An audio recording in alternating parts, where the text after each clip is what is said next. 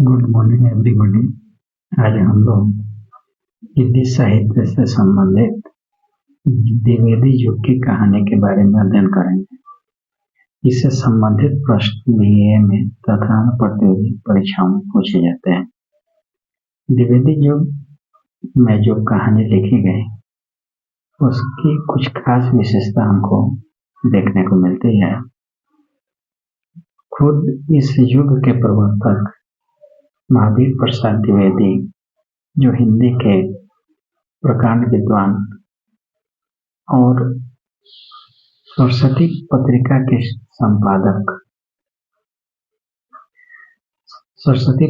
के संपादक भी रहे। इन्हीं के देखरेख में, इन्हीं के नेतृत्व में बहुत सारे कवियों ने अपनी जो कहानियां लिखी, उस कहानी को इन्होंने सरस्वती पत्रिका में प्रकाशित करवाया।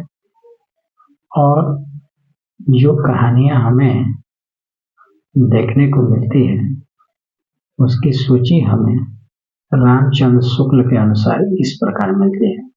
रामचंद्र शुक्ल ने जो सूची उपलब्ध कराई उसके अनुसार प्रथम कहानी, हिंदी की प्रथम कहानी किशोरीलाल गोस्वामी द्वारा लिखित इंदुमती, जो 1900 ईस्वी में लिखी गई, यह हिंदी की प्रथम कहानी मानी जाती है।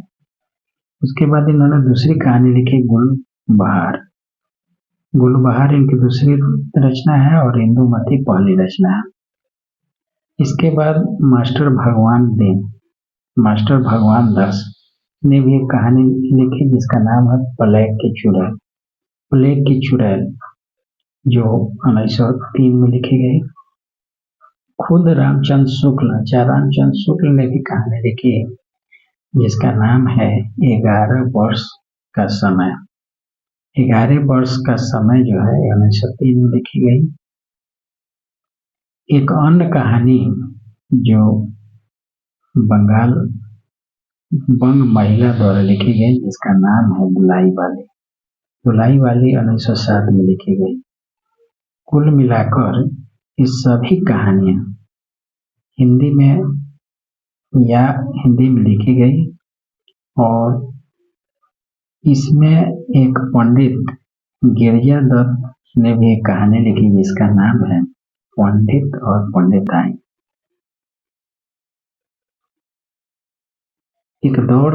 एक समय था कहानी को स्वतंत्र विधा के रूप में लिखने की, एक अलग पहचान देने की।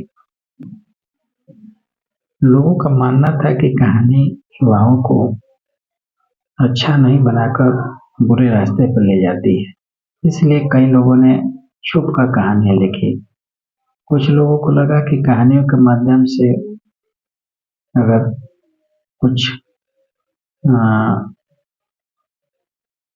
अगर हमारे कुछ कहानियां ऐसी थी कि जिससे कि सरकार को लगता था कि कहानियां हमारे खिलाफ लिखी गई, तो ऐसी कहानियों को सरकार जब्त कर लेती थी।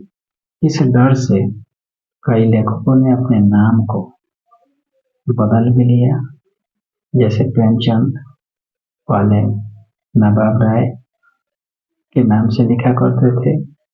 इसी तरह से बंग महिला लेखिका जो राजबाला घोष उनका असली नाम था, लेकिन नाम को छुपाने के लिए उन्होंने बंग महिला के नाम से अपनी कहानियां लिखी। अगर इस युग की कहानियों को देखें तो इस युग में राज प्रशंसा को छोड़कर प्राचीन गौरव को स्थापित करने का प्रयास किया गया और कहानियों को एक नया वैज्ञानिक दृष्टिकोण देने का प्रयास किया गया। इस समय की कहानी आदर्शवादी कहानियां, यथार्थवादी कहानियां और बलिदान और त्याग की कहानी हमें देखने को मिलती है। प्राचीन के प्रति हमारा मोह या लगाव के प्रति कहानी मिलती है। इसमें प्रेम की कहानी मिलती है, वीर पूजा की स्थापना कैसे हो, इस वजह से भी कई कहानी लिखी गई। कहानी को इतिहास की ओर मोड़ने का और अतीत से वर्तमान को जोड़ने का भी एक प्रयास था। इस कड़ी में प्रेमचंद, जयशंकर प्रसाद और अन्य कई कवि जो हैं, कई ऐसे लेखक थे जिन्होंने अपनी कहानियां लिखी। यदि ऐतिहासिक कहानियों की बात करें, ये सब कहानियां इतिहास से जोड़ने के लिए लिखी गई, इसलिए इस काल के कुछ कहानी को ऐतिहासिक कहानी के नाम से जाना जाता है। ऐतिहासिक कहानियों में प्रेमचंद द्वारा लिखित राजा हरदौल की कहानी प्रेमचंद द्वारा लिखी गई। मर्यादा की बेटी ये भी प्रेमचंद द्वारा लिखी गई और शतरंज के खिलाड़ी ये भी प्रेमचंद द्वारा लिखी गई। यानी ये तीनों कहानियां जो है ऐतिहासिक है, इतिहास से लिया गया है और उस कहानियों के माध्यम से वर्तमान को जोड़ने की बात कही गई। इसी तरह से जयशंकर प्रसाद ने भी कुछ कहानियां लिखी, जिसमें देवव्रत है, देवव्रत प्रसाद की कहानी है। शालवती इन्हीं की कहानी है। स्वर्ग के खंडहर इन्हीं की कहानी है। स्वर्ग के खंडहर में इन्हीं की कहानी है। शालवती इन्हीं की कहानी है। देवव्रत इन्हीं की कहानी है। आकाशदीप इन्हीं की कहानी है। पुरस्कार भी इन्हीं की कहानी है और गुंडा भी इन्हीं की कहानी है। जयशंकर प्रसाद ने जो कहानियां लिखी उसमें देवव्रत, शालवती, स्वर्ग के खंडहर, आकाशदीप और पुरस्कार और गुंडा।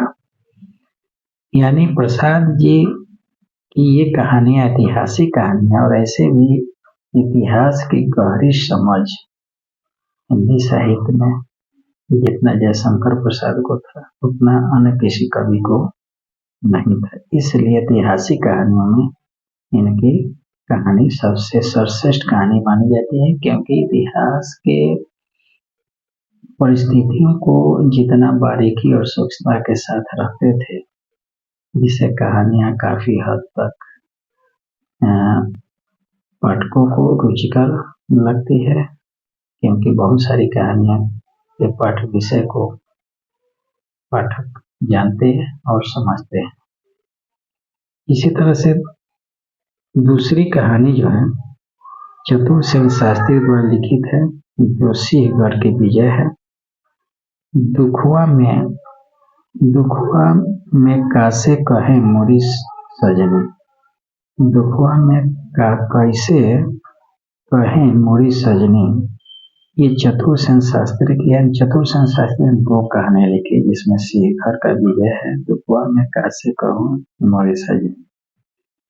सामाजिक कहानी की बात करें तो सामाजिक कहानियों में मुख्यतः नारी प्रधान, परिवार प्रधान और कुछ व्यक्तिगत कहानियां हमको देखने को मिलती है। इस काल में नैतिकता, कुंठा, सामाजिक मूल्यों एवं विचार दर्शन हमें मुख्य रूप से देखने को मिलता है, जिसमें समाज, धर्म, जीवन दर्शन, विवाह, छुआछूत, नारी की समस्या, परिवार, यानी कई ऐसे मुद्दे जो हैं जो समाज से जुड़े हुए हैं, उनसे लिखने का प्रयास किया गया, जिसमें प्रेमचंद द्वारा लिखित प्रमुख कहानी है सप्त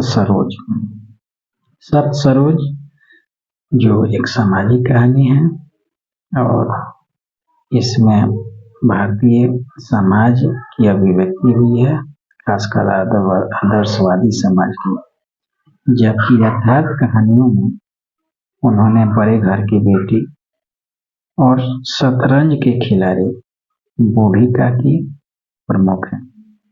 यानी प्रेमचंद ने जो कहानियां लिखी, जिसमें सप्त सरोज है, बूढ़ी करकी है, शतरंज के खिलाड़ी है, बड़े घर की बेटी है, इस सामाजिक कहानियों की श्रेणी में इसको हम लोग रख सकते हैं, जिसमें दुखित पीड़ित मानवता के प्रति संदेश के प्रति संवेदनशील बनाने का प्रयास किया गया है।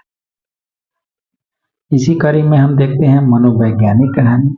मनोवैज्ञानिक कहानी यानी कुछ कहानियाँ ऐसी लिखी गई जो मनोवैज्ञानिक कही जाती है, क्योंकि जब लेखक इस भावना से लिखता है कि पाठक का साधारणीकरण हो जाए, यानी पाठक उस चरित्र से अपने आप को जोड़कर देखने लगे, यानी लगे कि ये घटना हमारे आसपास में या अपने आप बीत रही है।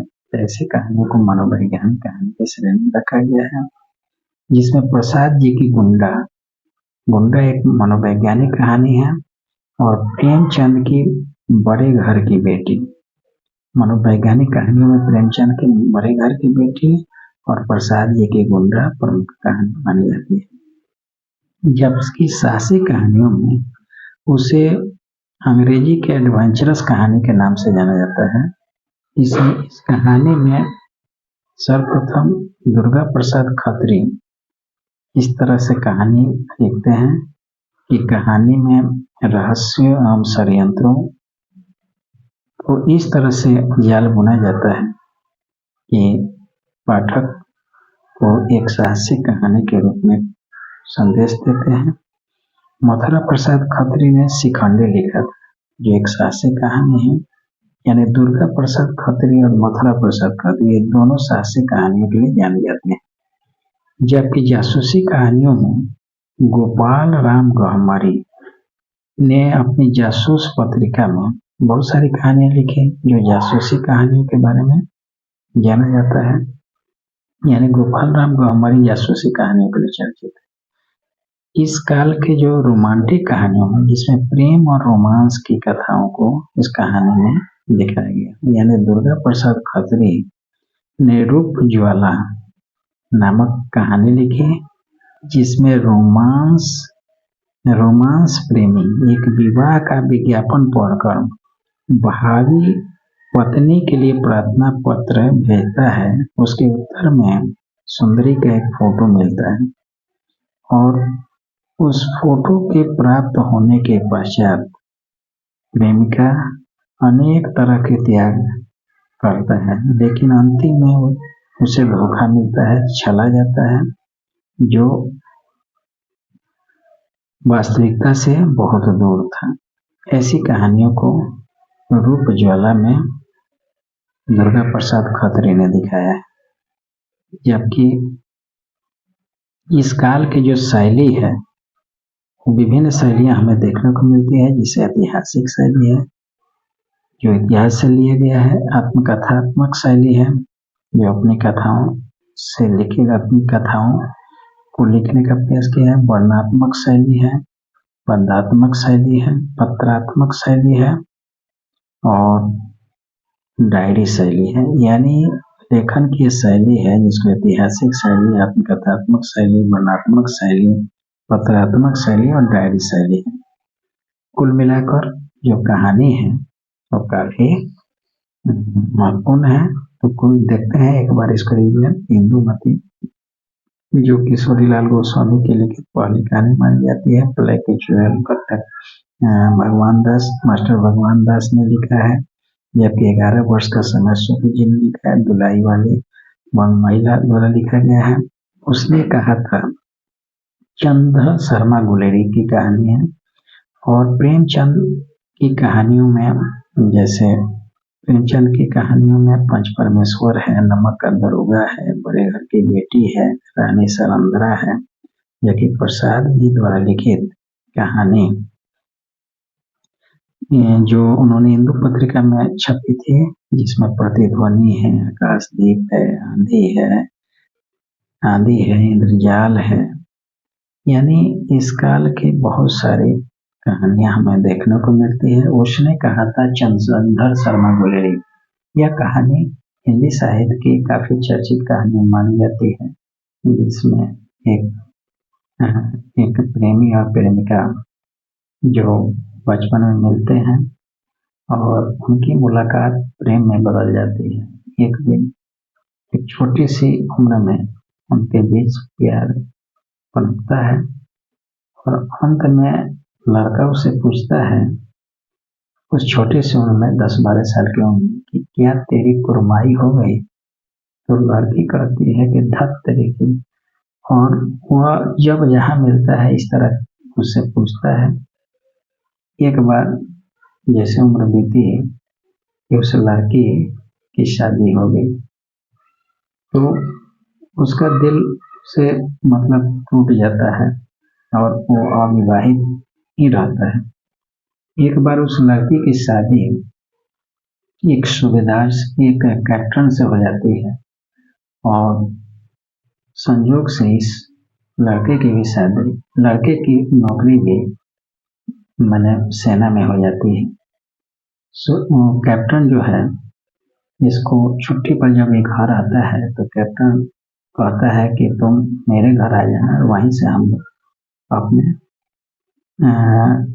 अपने नौकरी पर साथ चलेंगे। तब वहाँ देखता है कि एक लड़की जो है जिसे बचपन में प्यार करता था इस उस कैप्टन की ही पत्नी बन चुकी है और उसका एक लड़का है। उस लड़के का भी सेना में नौकरी हो जाती है और वो नौकरी पर वो अपने पूर्व उस लड़के से कहती है कि मेरा एक लड़का है और इसे कुछ न हो इसके लिए जो भी संभव हो तुम प्रयास करना। और उस लड़ाई में स्वयं मर जाता है लेकिन उसके लड़के को किसी तरह कोई आँच नहीं आती है। यही कहानी है कि उसने कहा था यानी किसने कहा था उस सूबेदारनी ने कहा था कि मेरे लड़के को हिफाजत करना और यही वह प्रॉमिस था जिसको इस कहानी में उसने अंत तक दिखाया।